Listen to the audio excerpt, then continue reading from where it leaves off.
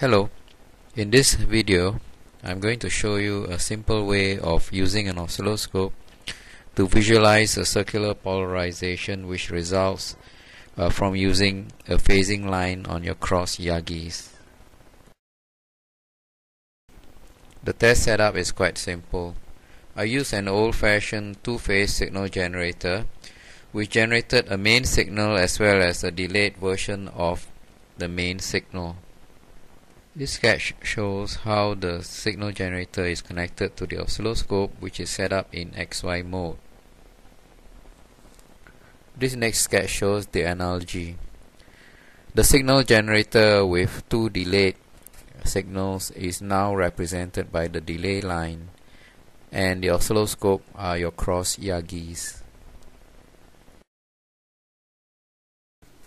Here is a SIGGEN with two channels, the main channel and the delayed second channel. The dial on the right is used to set the phase delay. The outputs are connected to the scope. Channel 1 on top is the main channel, and the channel 2 below is the delay channel. I now show you how the two time domain signals appear when you set a time delay between the main and the delayed channel. Here you see the second channel is delayed about 90 degrees.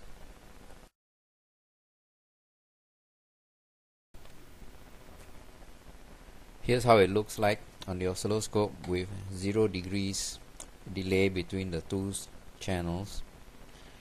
But we want to find out the main channel, whether it's on the X or on the Y axis. So it's quite simple to find out. All you need to do is to disconnect the main channel, and now you see it just moves up and down, so therefore we conclude that the main channel is on the X-axis.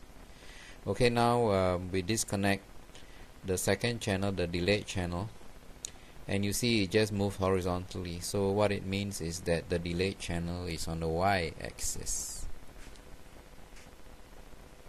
Okay, now we are back to 0 degrees phase difference. I slowly increase the phase difference, and you see it's about 30 degrees, and it's an ellipse turning in the clockwise direction. 30 degrees, I'm increasing it now. 60 degrees,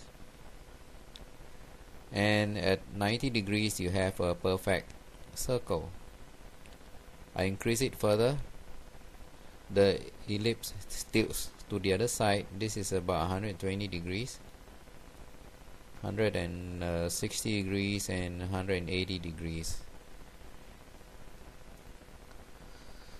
Now we slowly reduce the delay 90, and we are approaching again 0 degrees, and here we are at 0 degrees. What I'd like to next illustrate is what happens to the circular polarization's direction when you swap the two phases. I'm now in the process of swapping the cables around. Bear with me. Okay, I swapped the cables around 0 degrees time delay, and you will notice it's spinning the other way. This is about 30 degrees, 60 degrees, 90 degrees. It's tilting the other way in the same as before,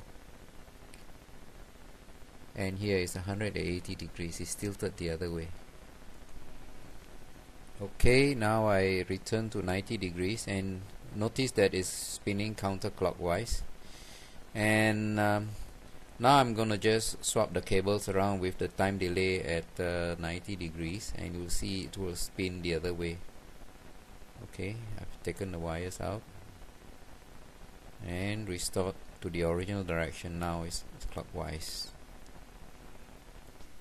Okay, we've come to the end of the oscilloscope show, and the conclusions are that you can change the spinning rotation of your circular polarization by swapping the channels, and also that if you do not have an exact 90 degree phase difference, what you're gonna get is an elliptical polarization where the components in the two orthogonal axes are not equal.